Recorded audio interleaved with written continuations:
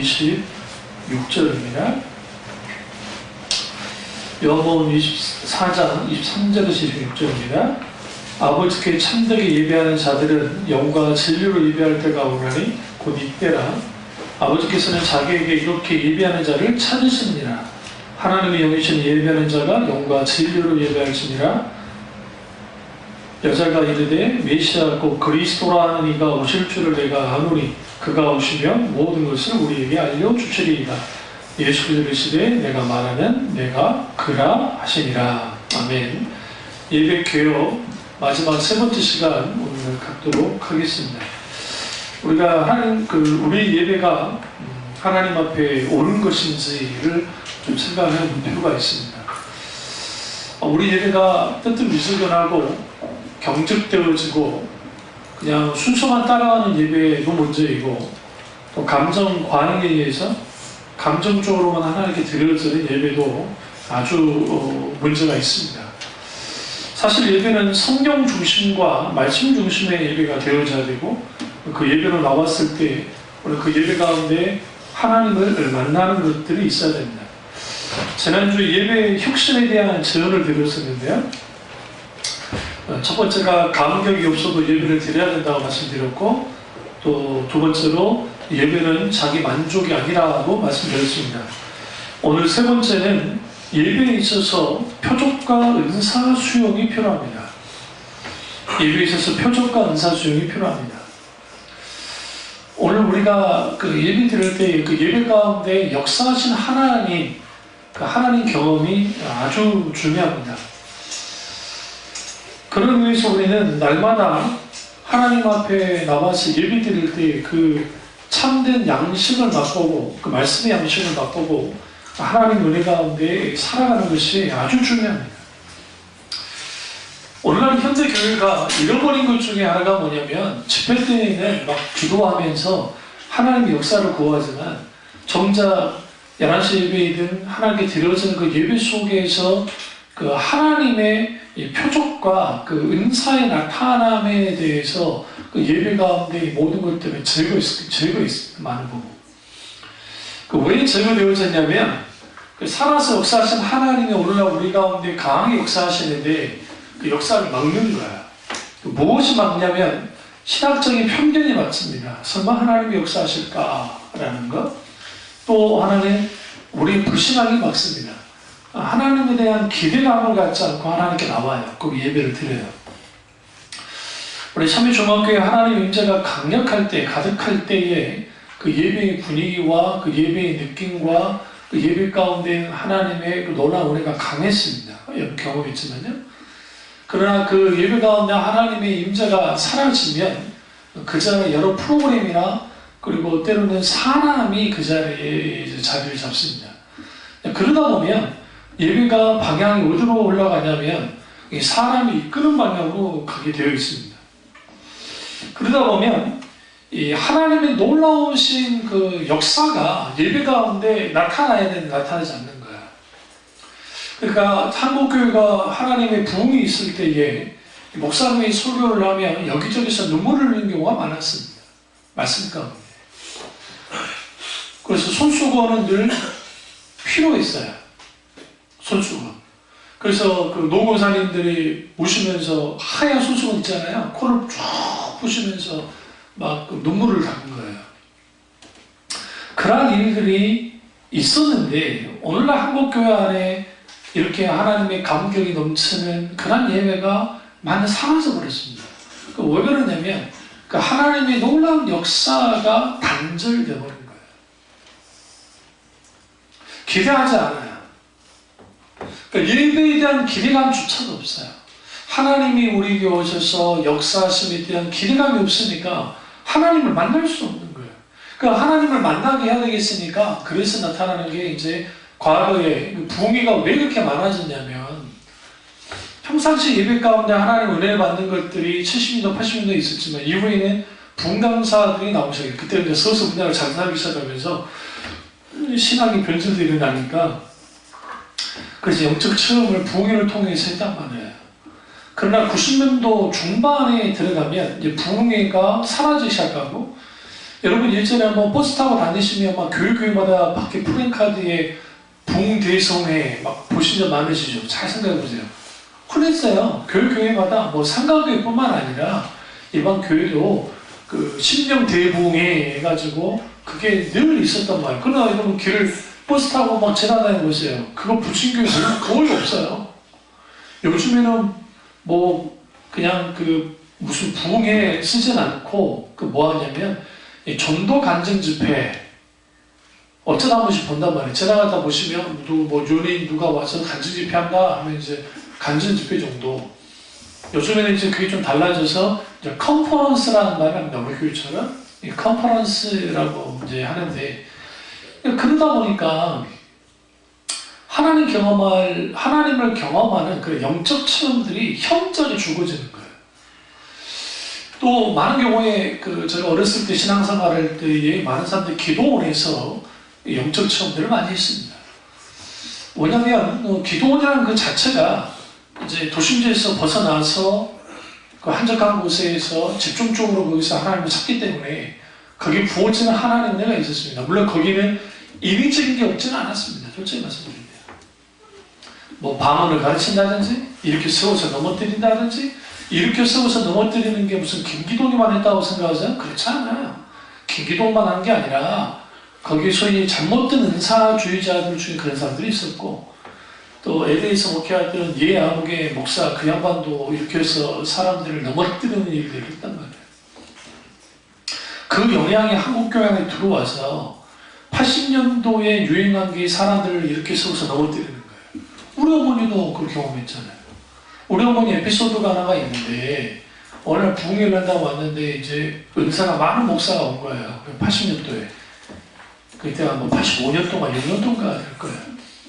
그래서 막 불이 붙어가지고 하는데 이제 강사 목사님이 안수 줄 테니까 나오라는 거예요. 앞으로 하나 나와. 그러니까 이제 그 뒤에 방석 같은 거 깔아놓고 뒤에 이제 다치면 안 되니까 해놓고 딱 안수하고 넘어뜨리는 거예요. 우리 어머니는 믿음이 없어서 안 넘어졌단 말이에요. 앞에서 팍팍 넘어졌는데 안 넘어졌고 왜 안 넘어졌냐면 아무것도 끈데 없으니까 안 넘어졌어요.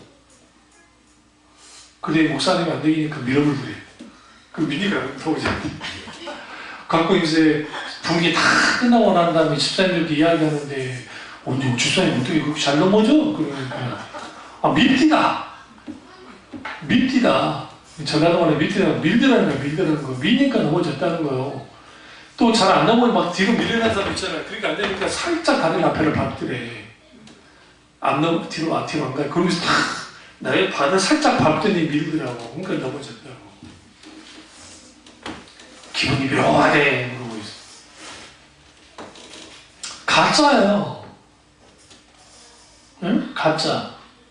어차피 뭐 그걸 알고 싶다고 대사하면 요즘 목사님들을 막 주구장창 까는데 이 사람들이 정식적인 그 신학을 했으면 그럴 수 없어요. 죄송 말씀드립니다. 정말로 도제되어지는 신학 공부를 하잖아요. 그게 극단적으로 이장님 같은 사람이 좀 이상한 사람이지. 이 사람은 정식 신학을 다 한 사람인데도 그러니까. 근데 그렇게 될 수가 없어요. 왜 그러냐면 신학이라는 학문이 통제해요. 그러니까 왜 신학 공부가 중요하냐면 신학을 해야 조금 흔들리더라도 이단으로 가지 않아요. 격길로 안 가요. 학문이 지성이 탁 차가는 스킬 그게 아니라고. 근데 신학 공부를 지금 2년의 신경과정을 끝내버리니까 무인가 신학교들이 돈 벌려고 그 짓을 하는 거예요. 이번에 지금 건대에서 그 사주 집중교육을 한 학기를 끝내버리겠다고 지금 이번에 건대에서 나오는데 학부생들. 그러니까 4주 동안 집중적으로 학교 공부시키고 한 학기를 끝내버려주는 거예요. 멋지죠? 왜 멋져요? 열심히 한 달 공부하고 나머지 알바하면 되잖아요. 그런 의도는 아닌데 이제 요즘 학기가 요즘 그래서 방학이라고 해서 대학 때 다 방학이라고 노는 게 아니고 계절학기 다 있어요. 과거 같지 않아요. 근데 공부를 그렇게 이제 안 한 사람들이 또 재밌게 또 은사에 대해서 열광해요. 상상을 초월하는 거예요. 왜? 자기들 부족한 몸을 채워야 되니까. 그러니까 그걸 가지고 표적과 이적과 기적이라고 막 하는 거예요. 그러니까 사람들이 거기에 열광하는 거예요. 그러니까 오늘날의 교인들은 이제 안 그럴 것 같죠? 똑같아요. 뭐 지성인이 아니라 다 똑같은 게 소위 종교적인 분위기 안에 딱 들어가면 영적인 분별력이 없으면 그게 분별이 안 돼요. 그게. 그래서 같이 그게 함몰돼요.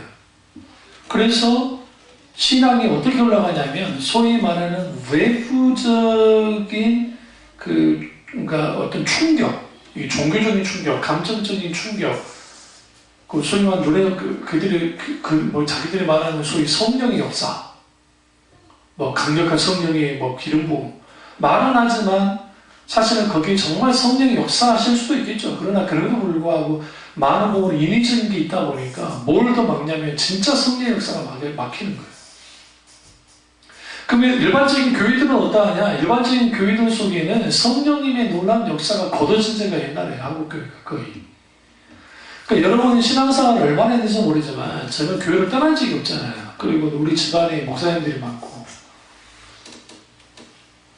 저는 어렸을 때 어머니가 나를 데려다니면서 늘 교회 예배에 있었기 때문에 철야든 새벽기도든 뭐 어떤 뭐 수요 예배든 금요철야든 뭐든 나를 같이 따라가 다니면서 그냥 나를 혼자 놔둘 수 없으니까 어머니가 데려다녔단 말이에요. 형 그렇다 치더라도.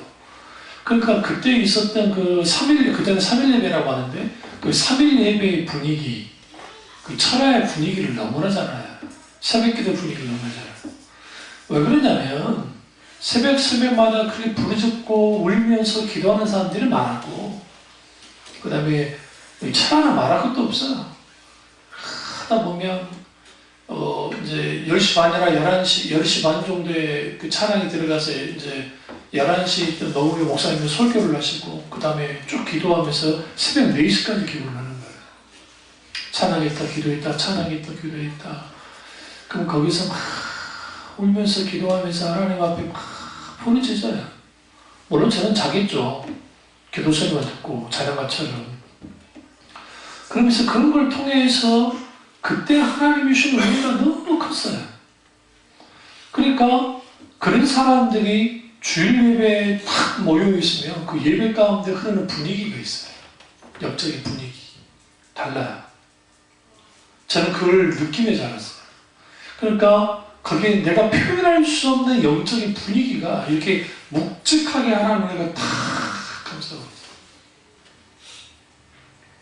그러면 보통 사람은 그냥 평범하게 들리는 것 같지만 그 속에서 부어지는 하나님의 은혜가 있고 때로는 설교를 듣다가 눈물을 훔치는 일들이 벌어지고 설교를 듣다가 감동되어져서 정말 하나님 앞에 결단하는 일들이 벌어지고 하는 일들이 있었는데 이런 것들이 이제 완전히 사라져버렸어요. 한국교회. 그러니까 말씀이 내게 탁 찌르는 일들도 벌어지지 않고 말씀이 내게 뜨겁게 다가오지도 않고 하나님 말씀이 실질적인 역사가 사라져버리니까 왜요? 표적과 은사가 나타남에 대해서 수용하지 않는 거예요. 그러다 보니까 카톨릭적인 예배가 되어버렸어요. 카톨릭 미사처럼 순수만 따라가는 걸로. 그 여기에 소위 말하는 그러니까 돌발성이라는 표현은 좀 그러긴 하지만 어떤 때 갑자기 하나님이 우리에게 부어주실 때 있어요.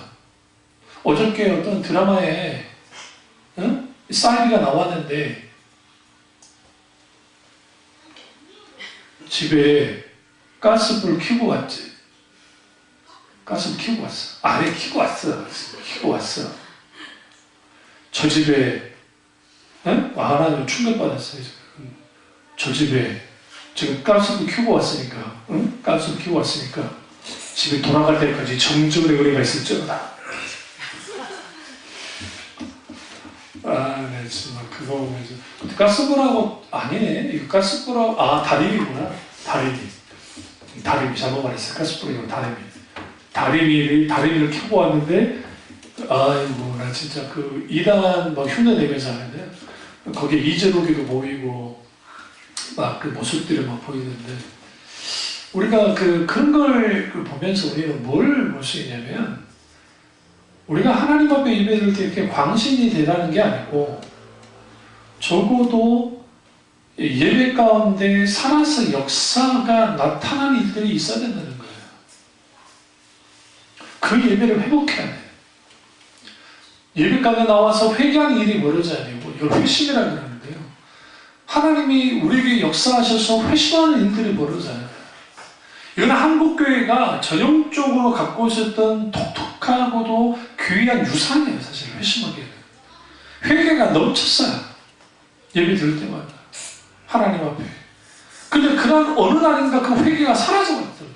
회심이 사라져버렸다고. 왜? 살아서 사시는 하나님의 은혜가 사라졌기 때문에. 표적과 그리고 은사의 나타남들이 없다 보니까 그런 일들이 벌어지는 거예요. 네 번째는 낡은 신학적 사상과 감성에서 탈피해야 됩니다. 이 낡은 신학적인 사상이란 말이 무슨 말이냐면, 이 소위 말하는 그 자기들만의 신학을 갖고 있는 사람도 있습니다. 이게 성경과 비추어서 이게 올바라야 되는 그렇지 않은 경우를 봐요. 그러니까 대부분이 그러다 보니까 이 신앙은, 예배는 신앙의 신비와 삶의 체험이 통합적으로 나타나야 되는데, 삶 속에서 하는 경험이, 이런 것들은 결국은 이걸 좀 조직화시키고 분별하고 알아가는 일들이 필요한데, 이 소위 그 보수적인 신학이라는 것이 아주 귀하긴 한데 경직되어 있어요. 그러다 보니까 이 문자주의적으로 성경을 막 보는 분들이 있어요. 문자로. 성경은 이게 문자적으로 해석해야 될 때가 있고, 이게 유기적으로 좀, 유기적이라는 말은 무슨 말이냐면, 좀 이게 신학적인 용어인데, 이 문맥 전체를 보면서 그러니까 융통성이라는 게 아니라, 그러니까 어쨌든 유기적으로 봐야 돼요. 그런데 이러한 일들이 없어지면 아주 고리타분하고 딱딱한 예배가 돼요. 그래서 우리나라에 100년이 넘은 교회들 가서 예배를 들어보시면 아주 경직되어 있고 아주 딱딱한. 저는 직접 가서 다 예배를 들어봤으니까 알아요. 우리나라에 100년 넘은 교회들 가서 직접 예배를 들었어요. 그러니까 저희가 지금 하고 있는 설교는 저희가 무슨 얻어 들은 게 아니고, 신학생 때 서울이든 인천이든 어디든 간에 가서 그런 교회를 내가 방문하면서 예배를 들었어요. 사역하기 전에. 내가 전도사를 나가기 전에. 그러니까 그걸 직접적으로 맞닥뜨렸단 말이에요. 그때 제게 머리 남는 교회는 딱 세 교회. 우리나라에 엄청난 큰 교회들 다 가봤지만, 그 당시 세린교회라고 하는 교회 하나하고, 수요예배 때 강력한 말씀 강로, 정말 깊이 있는 말씀에 대해서 한번 거기서 도전을 받은 적이 있었고, 그리고 한신교회, 지금 이주병 목사님 돌아가셨던 한신교회 지도 모르고 난제비에 갔다가, 그게 기장교회인데, 기독교 장로교회는 완전 자유주의 교회, 그러니까 저 같은 목사는 절대로 안 가요, 전도사님. 그런데 기장교회 보이길래 도대체 기장교회는 어떻게 예배 드리냐고 들어갔더니 그게 한신교회였어요. 지금 반포에 있는 여기 반포 고속터미널 쪽 있죠? 고속터미널에서 반대편에 딱 가면 거기 조금만 걸어가면은 한신교회가 있어요.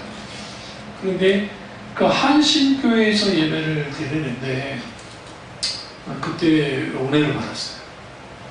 이주평 목사님 아주 뜨거운 분이니까. 그래서 거기서 별세 신앙이 뭔지, 별세 신학이 뭔지에 대해서 깊이 생각하는 게 그때 있었고, 하나는 잘 기억이 나지 않는데 어쨌든 그러니까 그런 것들을 통해서 뭘 봤냐면, 예배에 있어서 목사님의 신학이 어떠냐에 따라서 완전히 달라져요. 완전히 개방하는 목사님도 있어요. 막 여기 다 가지고 막 들어가요. 막 그래가지고 막 그냥 잡다한 그냥 장마당처럼 만들어 놓은 분들도 있고, 아주 보수적으로 주일 안예배에는 찬송가만 불러야 된다고 하는 분들이 있어요. 찬송가 안 부르면 잘못된 것이라고. 그래서 제가 묻고 싶은 게, 자, 찬송가학을 공부를 했는데요. 우리가 부르는 찬송가의 거의 90%가 복음성가예요. 과거에. 무슨 말이냐? 과거의 복음성가가 이게 다 미국이나 영국에서 들어온 거니까 그게 다 복음성가로 불려졌던 것들이 찬송가가 돼서 우리 들어온 거예요. 그러니까 찬송가만 불러야 된다고 주장하는 분들이 얼마나 무지한지를 알아야 돼요. 원래 그게 뭐로부터 왔다는 거, 복음성가에서 왔다는 거. 그리고 한국 교회처럼 이렇게 우리 늘 찬송가, 새 찬송가 많아질 때가 있긴 있었지만 감리교 찬송가가 다르고 장로교 찬송가가 다르고 그럴 때가 있었어요. 솔직히 있었지만 그게 하나로 통합되고 난 다음에 21세기 새 찬송가가 나오기 전까지 우리는 늘 똑같은 찬양을 불렀다고요. 그게 나쁘다는 거 아니에요. 우리 찬송가 중에 제일 오래된 게 얼마나 될 것 같아요? 여러분 생각에 1000년? 1000년 더 된 게 있어요. 1500년 된 게 있어요. 1500년. 그건 지금 불려져요. 근데 잘 안 부리지. 이게 왜냐면 그레고리 찬트의 단손율 찬양이기 때문에. 그래서 교회들마다 예를 들면 이 천지가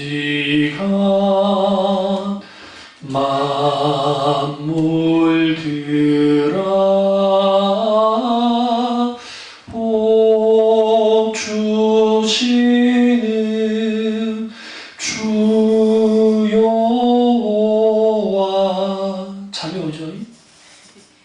단순율 찬양. 단순 찬양 나쁘다는 거 아니에요. 원래 찬양의 원율을 쭉 올라가 보면 단순율입니다. 이 단순율 찬양 원율을 쭉 올라오면 히브리 찬양이에요. 히브리어 찬양. 그러니까 히브리어 찬양 자체가 단순율 쪽이에요. 거기에 복잡하게 화음 넣고 한 거 아니에요. 화음이 어떻게 생겨나는지 아세요? 음치 때문에 생겨나요. 음치 때문에. 누구나 말하지 않을게요. 음치 때문에 화음이 생겨나서. 그게 뭐냐면 음대를 못 내는 거예요. 근데 기막히게 바로 밑에 음을 냈는데 이게 예쁘게 들리는 거예요. 그래서 사람들이 안 거예요. 이게 교음악에서 이제 화음이 나오는데, 단순율만 하다가 이게 실수로 이제 음치가 불렀는데 이게 듣기 좋거든? 아까 사람 음악에 인 사람들이 탁 이거를 이제 조정을 하니까 이게 화음이 나기 시작하는 거예요. 그래서 그게 다 발전해서 화성학이 나오고 하면서 음악이 발전을 하는 건데, 신학적으로 지금 그리스도 신학대학교 교단이 있습니다. 두 개로 나눠졌는데, 하나는 또 이단, 두 교단은 괜찮은데, 그리스도교회 쪽에 이단이 또 있어요. 두건파라고 이단이 있는데, 그 사람을 빼놓고, 그리스도교회는 쯔붕길리 신학을 가지고 나오신 분들이라 참 건전한 분들이에요. 귀한 분들인데 거기는 악기파가 있고 무악기파가 있어요. 그것 때문에 교단이 나눠진 거예요. 우리나라의 그리스도교회 교단이 100개가 안 될걸요. 아마 내가 알기로 50개 될까? 그렇게 많지 않아요. 많지는 않는데, 그래서 악기를 거부한 쪽은 이제 쯔붕길리의 전통을 따라가는 거고, 인간의 목소리로만 찬양하는 거예요. 하나님께. 그리고 악기파는 악기를 이제 동원해서 하자. 그런 게 있는데, 거의 대부분 이제 무악기파는 거의 대부분 사라졌어요. 이제 그게 불가능하기 때문에 거의. 우리가 무슨 아카펠라도 아니고, 거기는 아카펠라 쪽으로 하면 안 돼요. 또 화음내면 안 돼. 그냥 단순히로 가야 돼요. 그러니까 신학이 뭘 지배하냐면, 혹은 신앙관이 예배를 지배해요. 그래서 번영주의와 신번영주의와 이런 번영주의적인 신학에 빠져 있으면 예배는 아주 열광적이고 감정적이고 좋게 말하면 감동적이어야 돼요. 감동 있는 예배가 돼야 돼요. 그러면 그를 위해서는 할 수 있는 게 뭐냐? 보여지는 거, 듣는 거, 이 모든 것들을 총동원하는 거예요. 그래서 아주 우리나라의 큰 교회 중에 하나의 찬양 인도를 하시는 분이 있는데 참 잘하세요. 제가 봐도 몸 좋고 아마 부목사님 되실 텐데 찬양 목사님이시겠죠? 그래서 그 찬양하는 자매님들 한복 입고 아니면 그 단장한 옷을 입고 옷을 통일하고 나와서 몇 분이 기타 입고 남자분도 정장하고 나와서 입고 그분을 이제 그렇게 앞에서 찬양을 합니다. 한 30분 찬양을 하는데 탁탁탁 맞춰서 사람들이 찬양을 할 수 있도록 해줘요.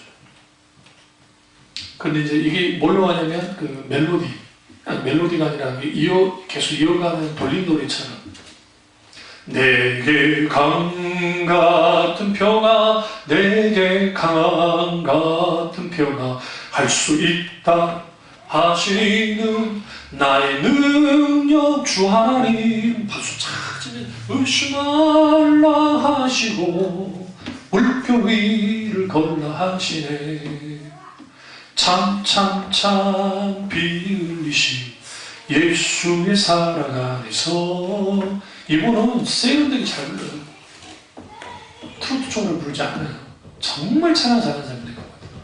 근데 사람들을 착착 박수치면서 손을 들면서 손 높이 들면서 하면서 막 전투적으로 이제 조금 더 고쳐들면서 전투적으로 하면서 하는 거죠. 응?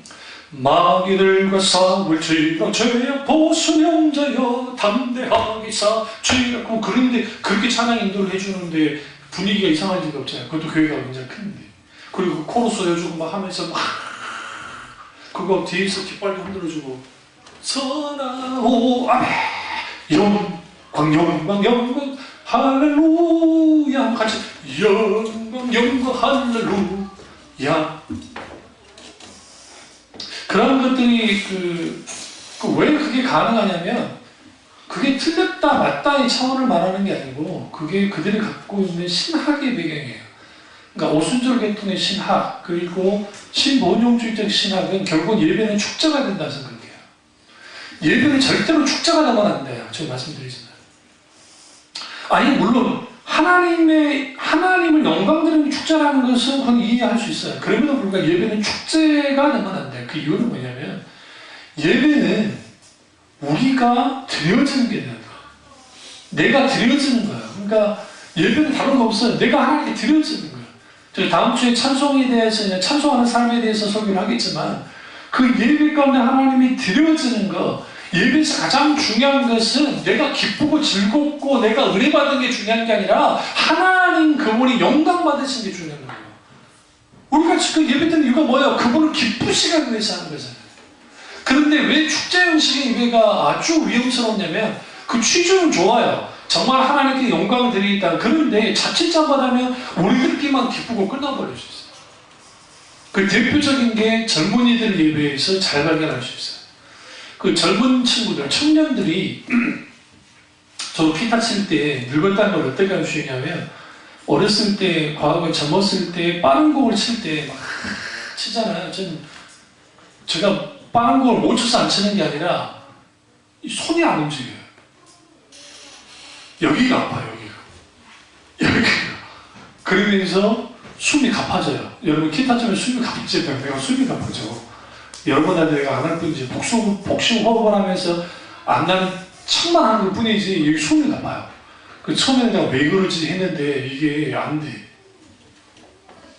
그러면 나이 든 분들은 우리 권사님이나 뭐 이제 그 나이 든 분들은 느린 찬양이 좋으시잖아요. 왜 부르기 좋으니까. 좀 빠른 찬양은 숨이 아프고. 근데 젊은 친구들은 빨라야 돼요. 왜? 젊으니까. 그러니까 주로 그 젊은이 예배라는 데를 가보시면 굉장히 빠른 찬양들을 주로 많이 합니다. 그리고 이제 뒷부분에 가서 또 그렇게만 가면 안 되니까 이제 거기에서 조금 느린 찬양들, 좀 감동 줄 수 있는 찬양들을 하면서 그렇게 하고 이제 결단으로 가도록 만들거든요. 그러니까 그렇게 다 도식화가 다 돼 있어요. 그러니까 콘티를 짤 때에도 하나님이 영광 받으시길 원하는 것에 대해서 충분히 하나님께 기도하면서 가야 되는데 이미 다 그걸 계산해 놓고 오늘 설교의 내용과 맞춰서 이제 콘티를 짜는 거죠. 그건 잘못된 건 아니에요. 왜 그러냐면 오늘 메시지와 맞춘다는 것 자체는 나쁜 게 아닌데 잘못된 건 아닌데 근데 거기에 묶여서는 안 된다는 거죠. 그런 일들이 그 신학적인 거, 그러니까 찬양에 대한 이해, 예배에 대한 이해, 이런 모든 것들이 그 신학에 의해서 이제 좌우가 되고, 또 하나는 감성이에요. 한국 교회의 그 예배의 가장 큰 문제는 감성 과잉이에요. 감정 과잉. 이게 제 말이 아니에요.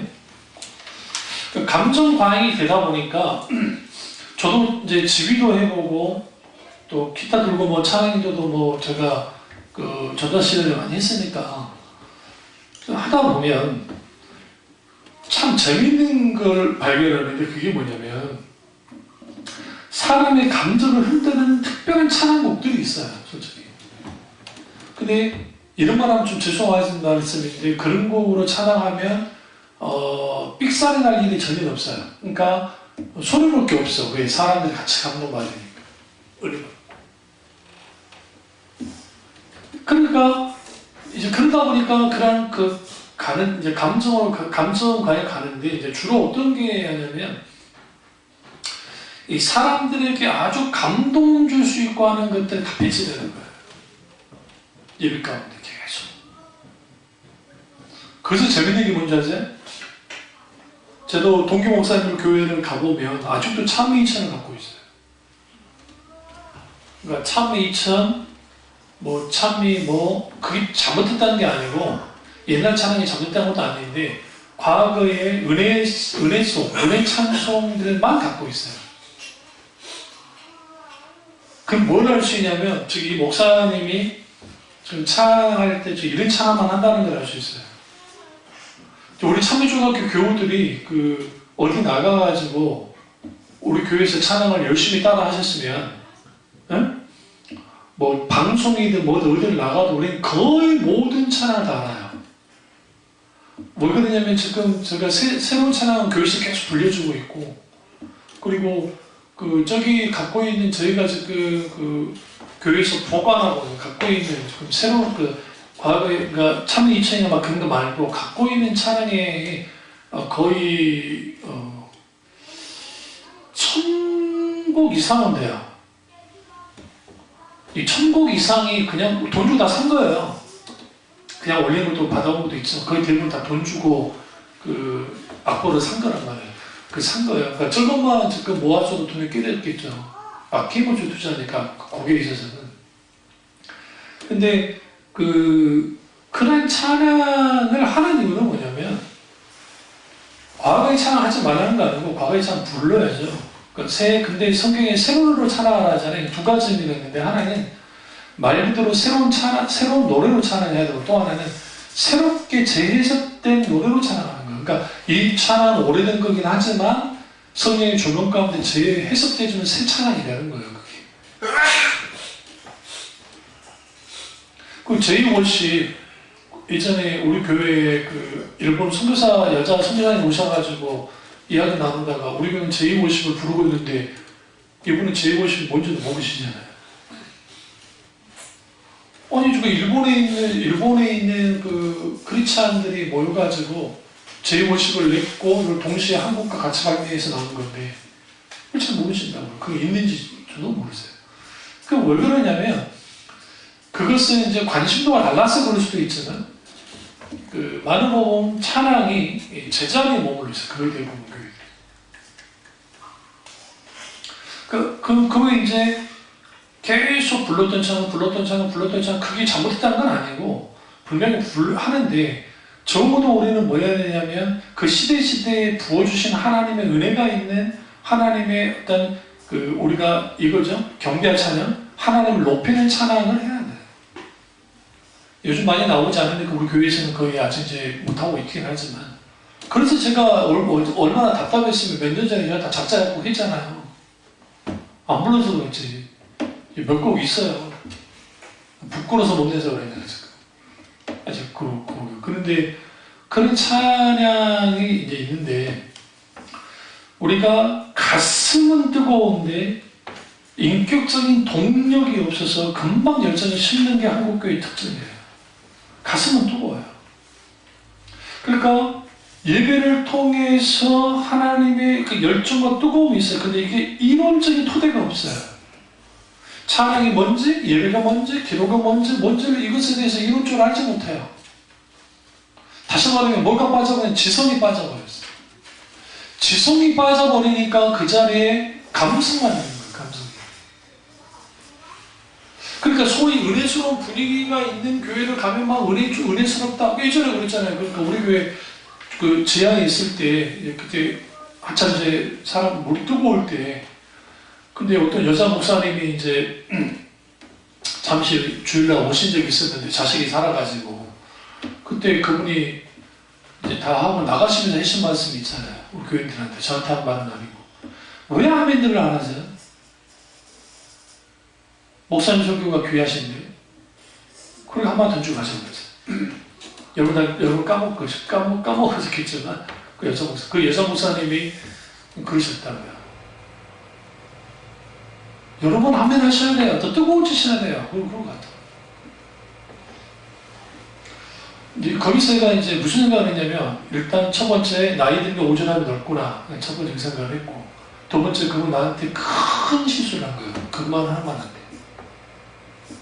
아니면 나한테 개인적으로 와서 목사님 이 부분이 있는 것 같아요. 한번 불러도 분위기 뭔데 나한테 교회가 작고 나고 우리 그러니까 목소리 톤이나 이래서 우리 교회를 위해서 했던 말이었어요. 난 그걸 충분히 그때 화가 나진 않았어요.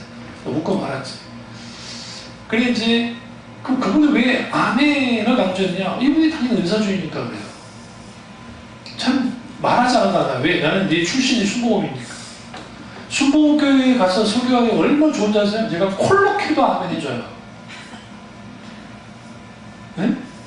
제가 그 헌신예배 갔잖아요. 우리 장로님이 뒤에 계시다 아멘 합니다.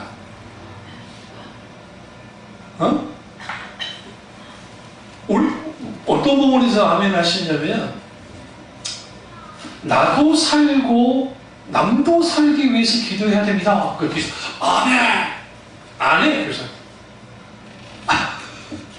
근데 나도 모르게 뒤를 돌아봤어요. 감사해요. 감사해요. 여러분 남도 살고 나도 살기 위해서 기도해야 돼요. 이건 정말 망보의 이거는 진리예요.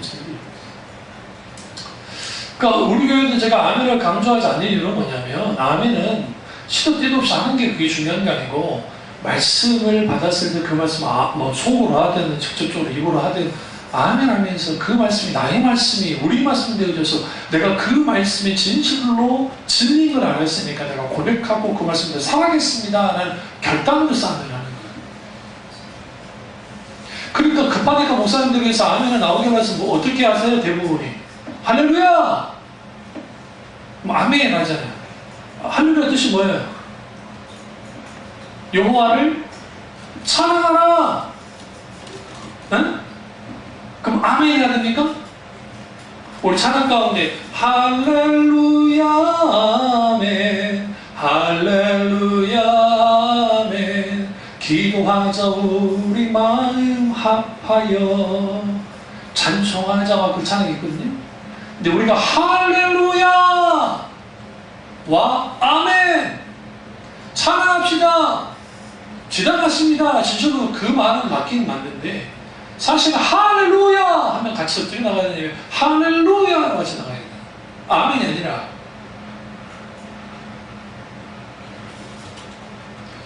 이거 신학적으로 듣다 봤을 때 성경적으로도 마찬가지고 아멘은 뭐냐면 그 말씀이 진실로 그러합니다. 진리인 것을 믿습니다 라는 뜻이에요. 적극적 동의예요. 행동적인 동의. 그러나 할렐루야는 찬양, 그러니까 주 여호와를 찬양하라, 찬양합니다 할 때는 아멘보다는 같이 할렐루야, 할렐루야라고 해야 되는데 한국 교회는 할렐루야, 아멘. 그 자체는 틀린 건 아니지만, 근데 주로 어디에 쓰여요? 설교하다가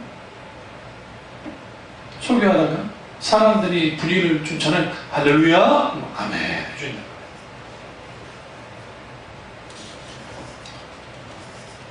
다섯 번째로 초대교회 예배로 돌아가야 됩니다.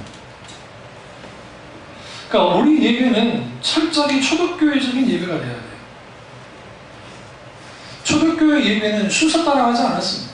그렇다고 순서가 필요 없다는 게 아닙니다.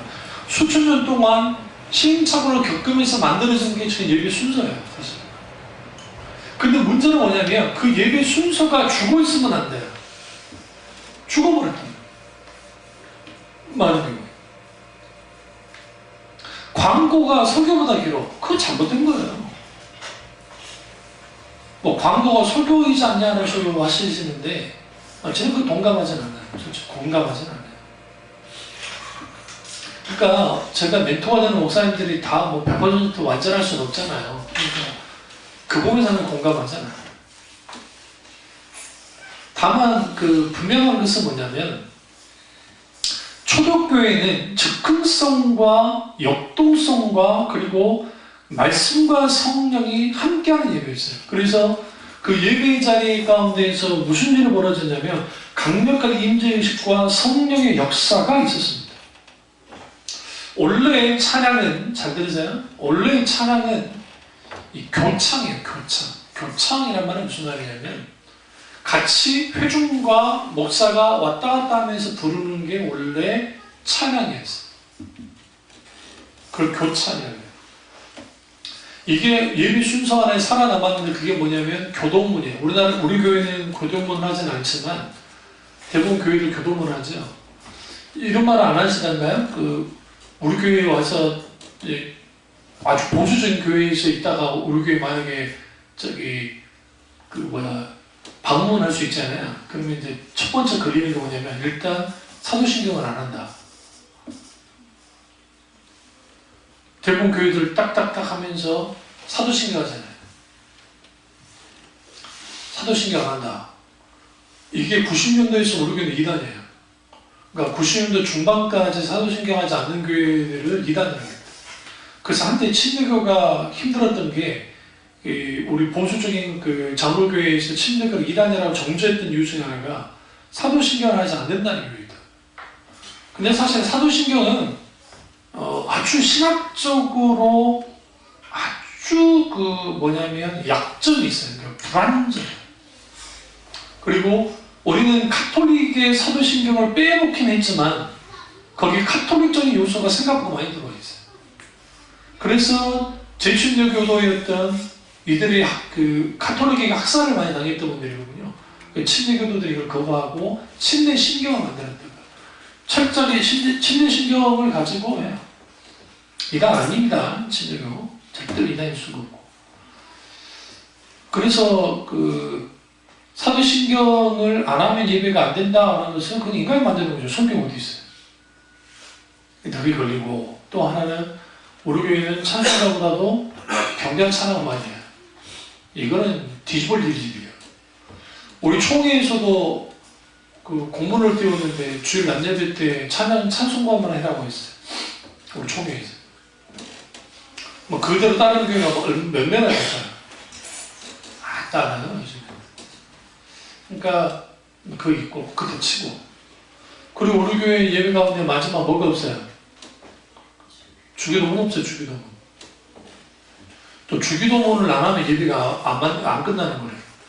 여러분 주기도문으로 예배를 마치는 향기는 어디부터 나온 거냐면 이거예요.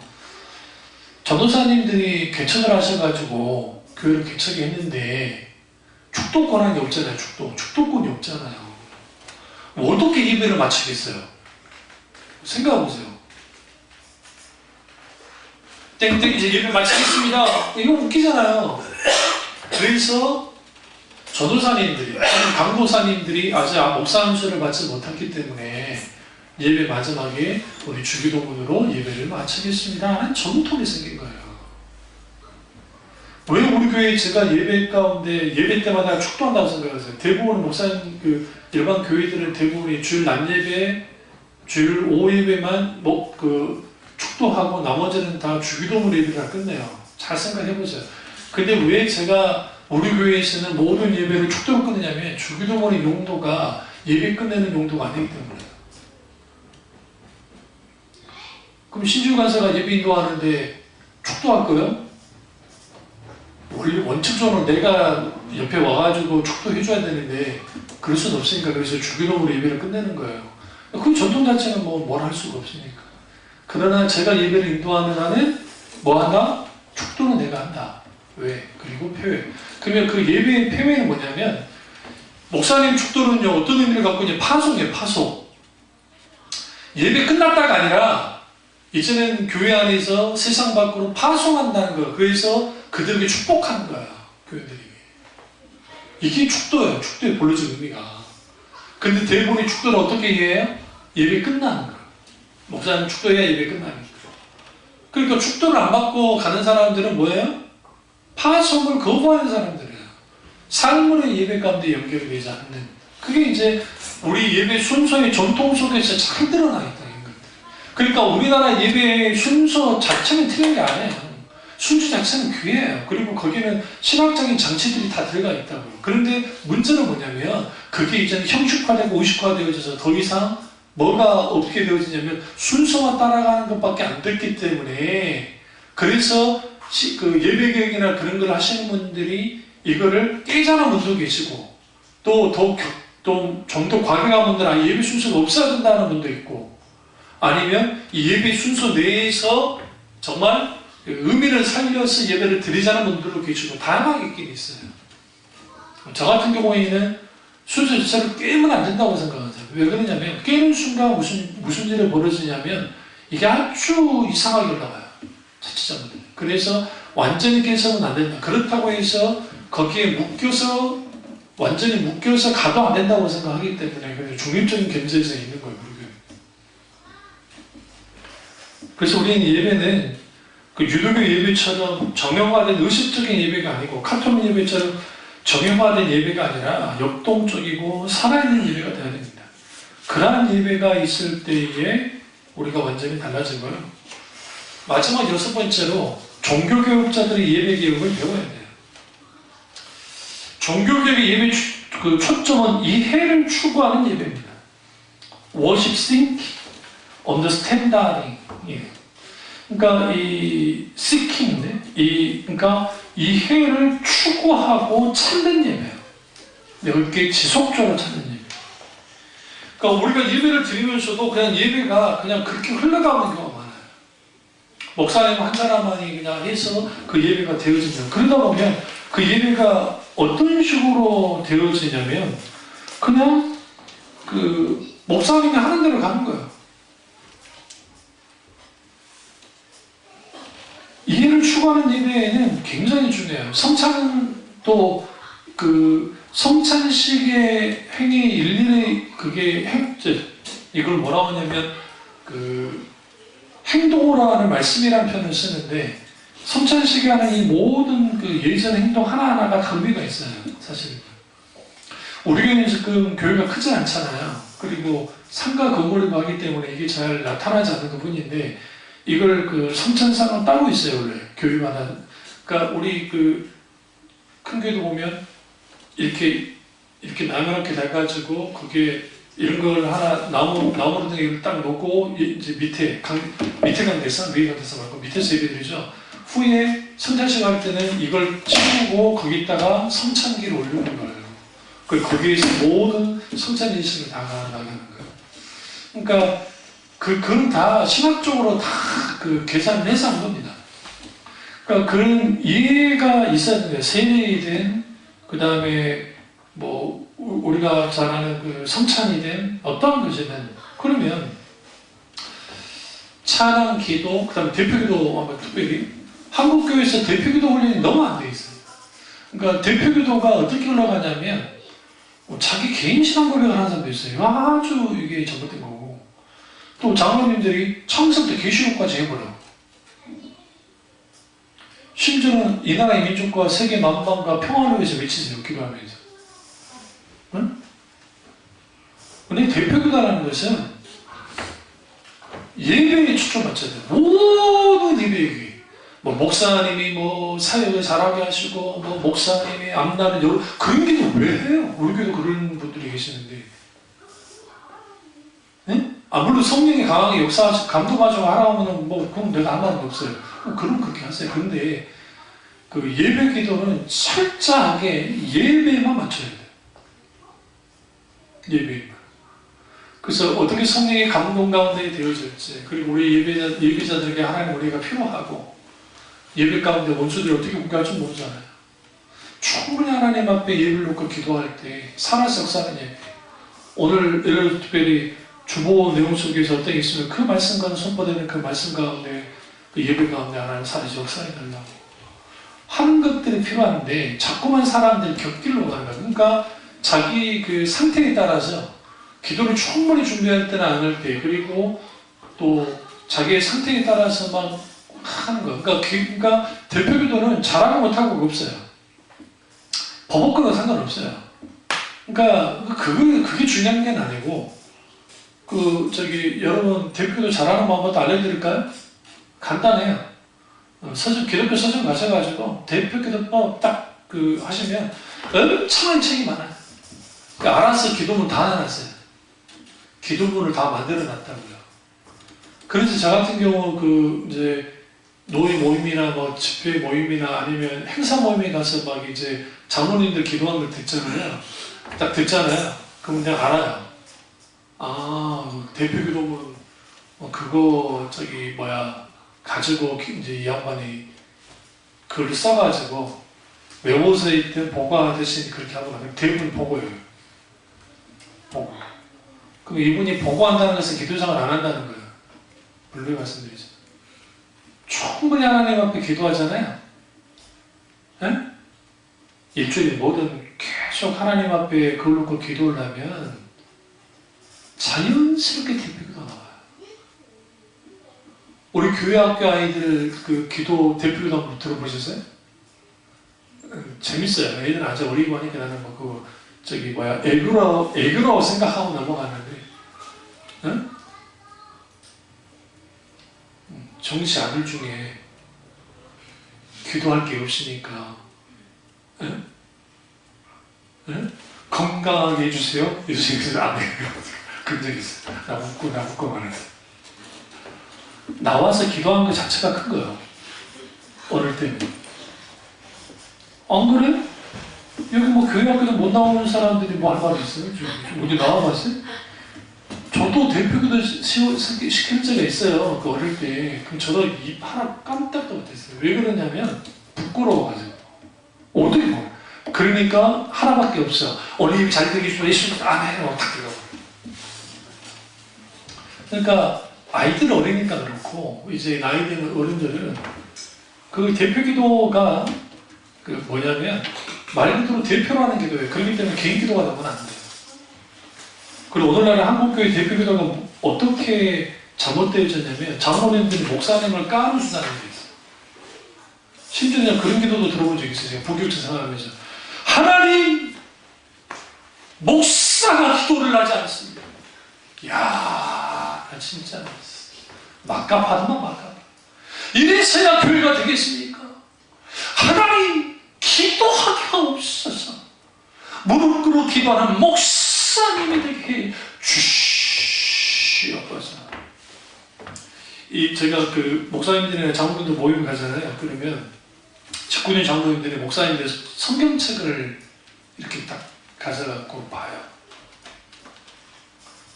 그래서 저는 절대로 모임 갈 때 새로운 성경책 안 가져가고 내가 이렇게 보면 1인 성경책을 가지고 다녀요. 그게 교육이 뭔지 아세요? 성경 인난인가. 진짜로 여러분 별 사람들 많아요. 별 사람들이. 그래놓고 목사가 성경도 안 읽고 목사가 됩니다. 그리고 심지어는 또 교회가 좀 부흥이 안 되잖아요. 그러면 왜 우리 교회가 부흥이 되지 않습니까? 하나님, 목사가 부흥을 위해서 기도하지 않고 막 그런단 말이에요. 목사님하고 관계가 안 좋은 교회들의 특징들이 정말 안 좋은 특징들이 그거예요. 여러분이 다녔던 과거에 초창동에 있는 그 교회의 장로님들 중에 여러분들은 기도할 때 성가대에 앉아서 정신이 팔려서 넋을 잃고 천국을 왔다 갔다 했으니까 못 들었겠지만 저는 제일 뒤에서 눈 뜨고, 왜 눈을 떴냐면 이상한 사람 들어가니까 그걸 통제하려고 커져라는 모니터 제가 뒤에서 눈뜨고 있었는데 기도를 딱 들으면 제가 알았어요. 뭐를 한 줄 아세요? 아, 요즘 목사님과 사이가 안 좋구나. 교회를 공격하는 기도를, 그 대표기도 아니에요. 무슨 소리인지 아시죠? 아주 저주받을 짓들을 그렇게 한다는 사람은. 그러니까 그래서 우리는 철저하게 우리 예배는 하나님 중심으로 우리의 예배의 자원은 성령님의 놀라운 역사, 그리고 신학적으로, 지성적으로, 그리고 거기에 하나님의 감격케 하신 놀라운 은혜가 함께할 때 그 예배가 살아나게 됩니다. 우리 참여 중학교도 예배가 살아나기를 주님의 이름으로 축원합니다.